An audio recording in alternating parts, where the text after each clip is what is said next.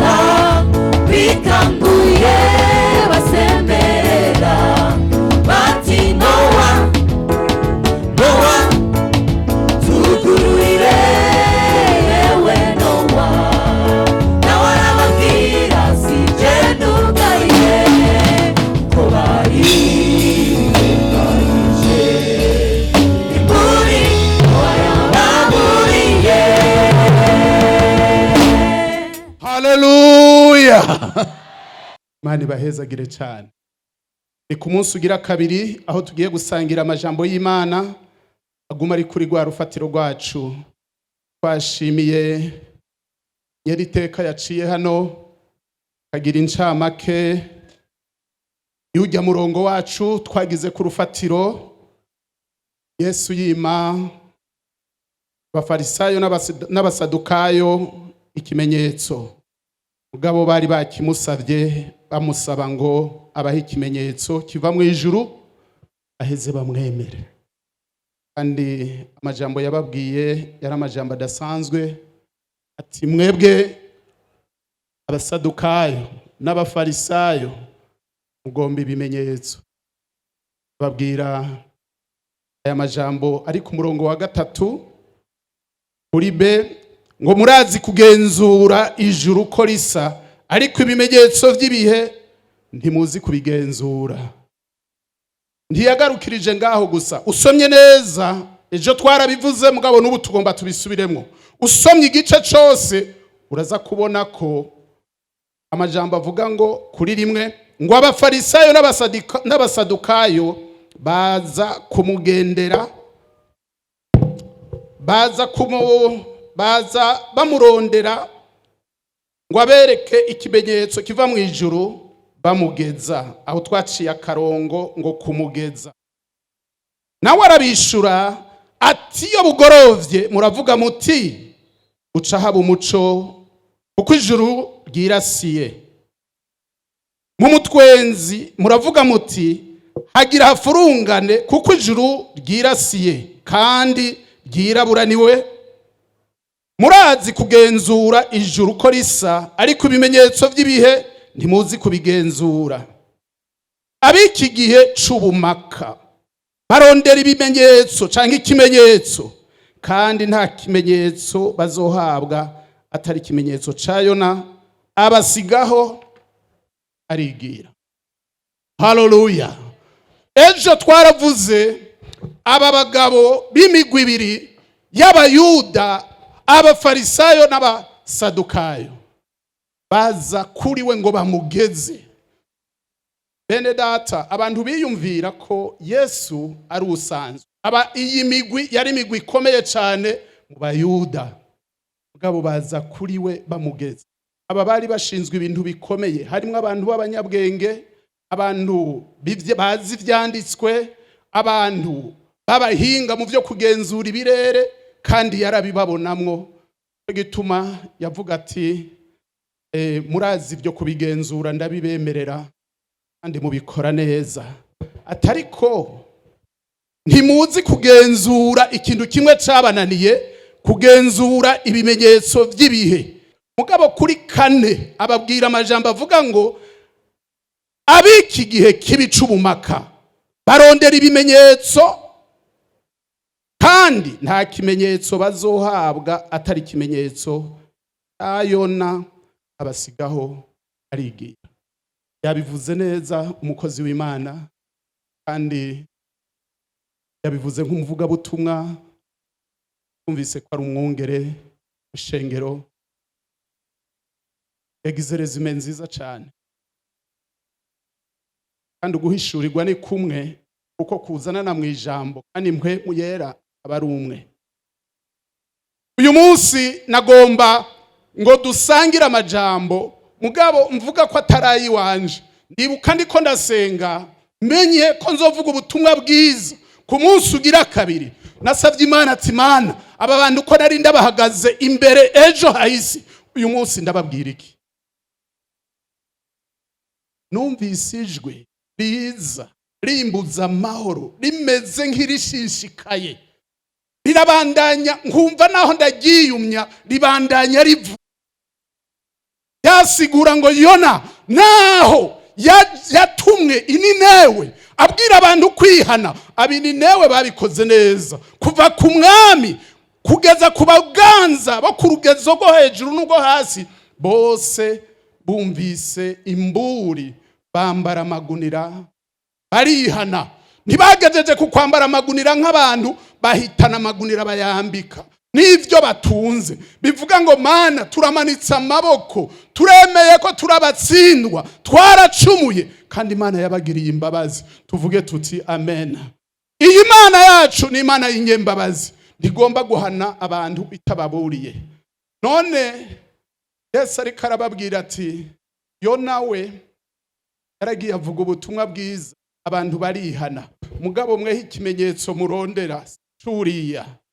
Ndazi ko ikico muteguye kubona ari uko umwana w'umuntu muzomushira mu maboko, hanyuma kandi mukamwica, mumuziziki ko aje ababwira ko mukwiye kumwizera.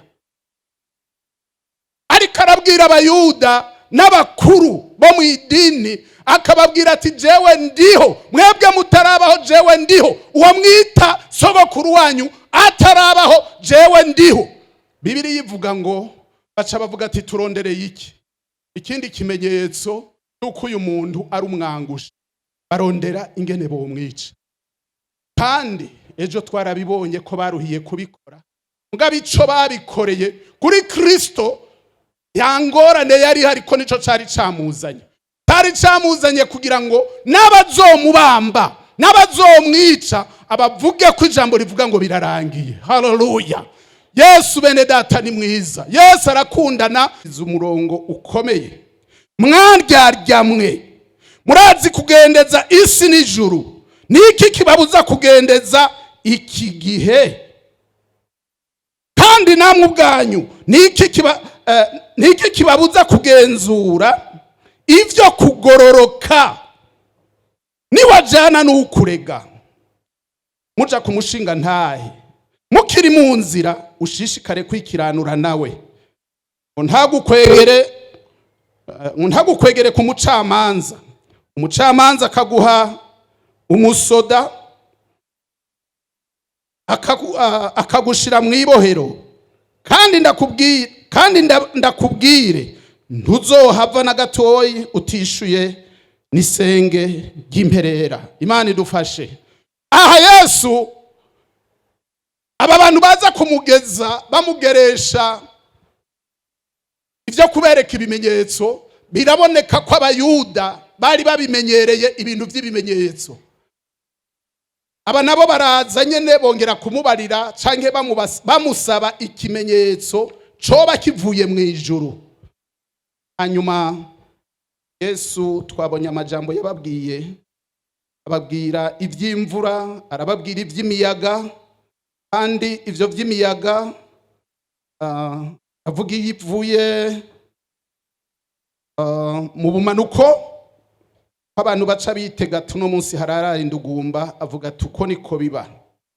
Mugabo amajambo akomeye ati mwandyarya murazi kugenzura ivy'isi, murazi kugenzura ivy'ikirere, ati none niki kibabuza kugenzura ivyo kugororoka?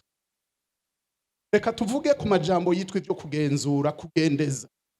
Murazi ko mu buzima bwacu twese aha turi, burya nta muntu adafise ibintu agendeza.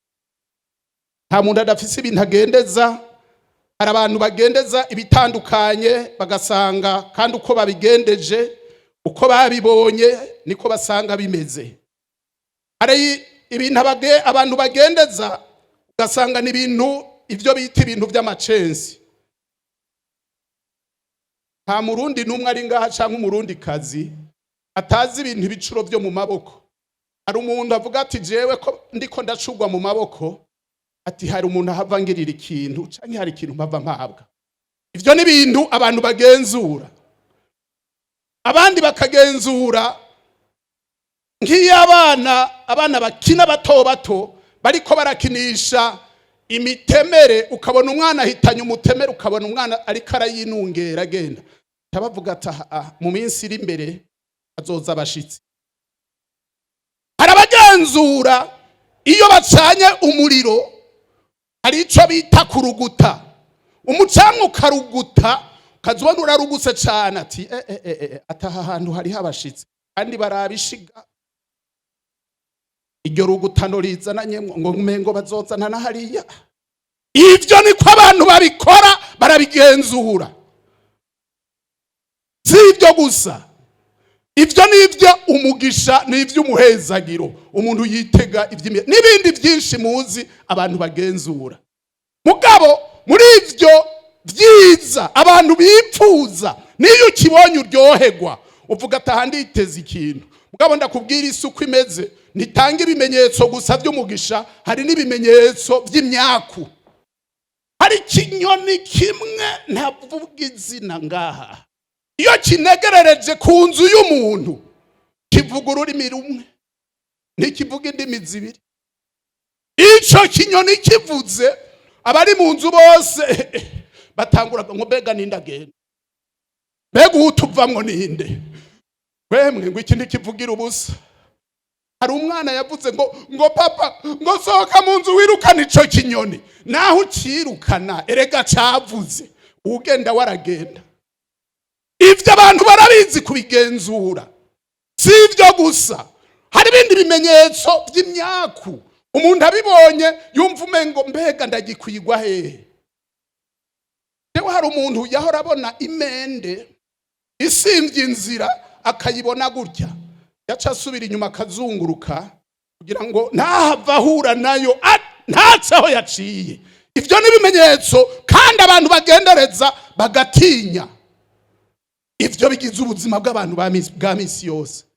Mugabo ndavuga ngo turetse iby'abayuda basaba Yesu, ubwo nta buzima tubamwo umuntu agendereza ibintu bisanzwe, ibintu bitera ubwoba. Nimba ari bitera ubwoba, mugabo abantu bikababuza kugendeza ivyo kugororoka. Aha nivyo Yesu yari karavuga. Ubuzima bwacu rero abantu barazi gushira umutima ku bintu bito, ku bintu bisanzwe, ku bintu by'umwanya mutonya. Mugabo reka tugaruke kuri cya gihuna. Naho wogitera kikaguruka, mbega ico kivuga kiba gihindutse. Mbega hoho ivyo kivuga nka mwese muri ngaha n'abakirisu barimo, ugiye kivuze umuntu abagiye tabwe.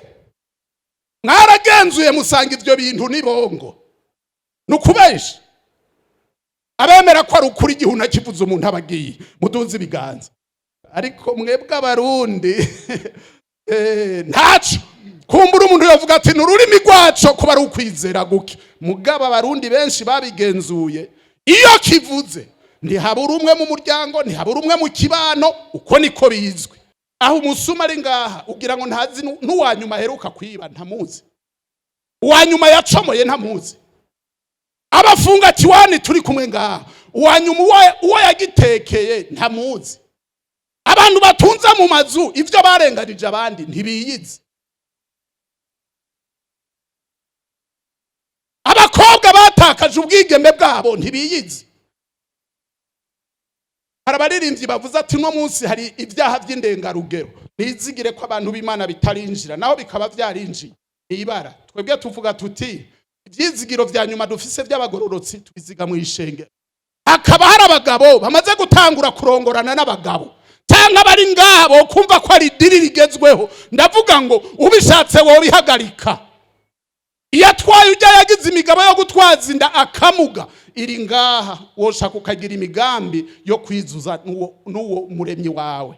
Yesu rero ni umucamanza kandi ijwi ryo mu mutima wawe niwo mucamanza wawe. Yesu yariko yivuga ko ari umucamanza w'ukuri kandi nta numwe azorenganya. Umusirikare ninde? Burakeye tuharabe. Yesu niyaza gutora ishengero ryiwe akarijana, abagororotsi bazohabwa impera z'ivyo bakoze. Mugabo basigaye mu isi bose tanumwe avuyemwo, ni ngombwa ngo bazoca imbere y'umucamanza, hanyuma uwo mucamanza abatange ku musirikare, abasirikare nabo n'abamarayika bazobashira mu ibohero, kandi iryo bohero naryo ni Gehinomu, aho abantu bazoboherwa ibihe bidashira ubutakivayo. Uyu munsi ndafise inkuru nziza mvuga ngo ubutumwa bwiza Yona yavuze Ninewe, ubutumwa bwiza Yesu bwamuzanye, abantu bakihana ababishatse, nuno munsi uracafise kugomba kubikora. Ubu isi iri ku murindi wo kugomba guhindura ivy'Imana yaremye. Imana iremye umugabo n'umugore ngo barongorane, mugabo uno munsi isi ivuze ati ivyo vyarabaye demode. Uwundi munsi umuvuga butumwa yari karavuga ubutumwa numva, yari kabwira ubutumwa abamaraya ati mwabamaraya mwe, ati burya akazi karaheze, atakazi kararangi, ati none ko abagabo bahora babakurikira ubu habonetse irindi diri rishasha, ati ndimwumva mwebwe burya ko mukwiye gutekera ibirago mukagenda. Idiri rishasha ni iryahe? Isi kuriye hasi n'abagabo kurongora abagabo bagenzi babo, kandi isi n'abami benshi bo kwisi ivyo babishize ko akora, ivyo barabitsimbataje.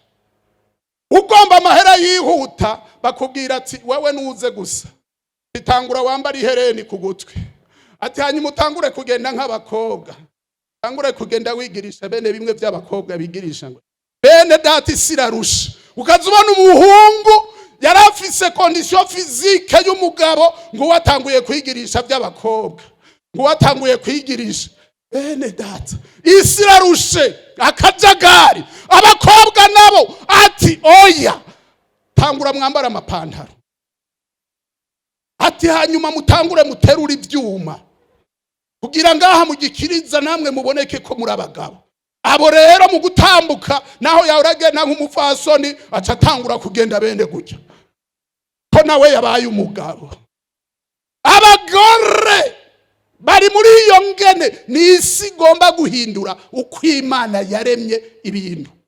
Ngo abami bo mwisi barahuje inama rero kugira ngo bange Kristo, bange Imana na Kristo uwo yatumye. Isi yose ikuye hasi kugomba guhindura Imana yaremye uko itabiremye. Ninde agomba kwakira umwami Yesu? Abaririmbyi bakiri ko baraza, nagomba ngo muzanane, nujana nukurega kumucamanza mutarashikayo nimwikiranure. Hari mpwemu yera, hari ijwi ryo mu mutima rihaye rikubwira ivyo wononye. Ndavuga ngo nuze ngaha, Kristo aragomba kukumurikira, aragomba kukwakira. Bahasi mu kibanza, yaba nari wewe jewe nari kuza ndiruka, kuko tutarava nga inzamba yakabanga yovuga abagororotsi bakisanganirira umwami, kuko ibimenyetso vyavuze byose byaramaze gushika. Ninde ashaka kuba uwa mbere kuza kwiyakirira umwami Yesu? Yesu umwagazi w'intama w'Imana aragomba kugukiriza ubugingo. Wambaze Kristo umucamanza agororotse agiye kuza, uze wakire Yesu nk'umwami n'umukiza wawe. Uyu munsi umunsi mwiza wo kwakira Yesu, wo kumwizera, umwakire nk'umwami n'umukiza. Yesu umwagazi w'intama w'Imana ateze ibiganza aragushaka. Hari ijwi ryo mu mutima rirakubwira ko uri umunyabyaha, rirakubwira ko hari ibyo wononye. Ntuze hano urepare, utunganye, unyaruke niwe twaje tugana. Uze wakire Yesu nk'umwami n'umukiza wawe, uze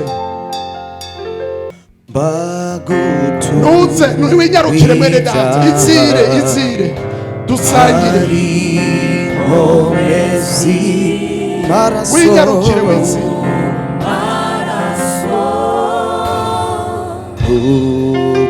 ukombaka ndikunesha umubi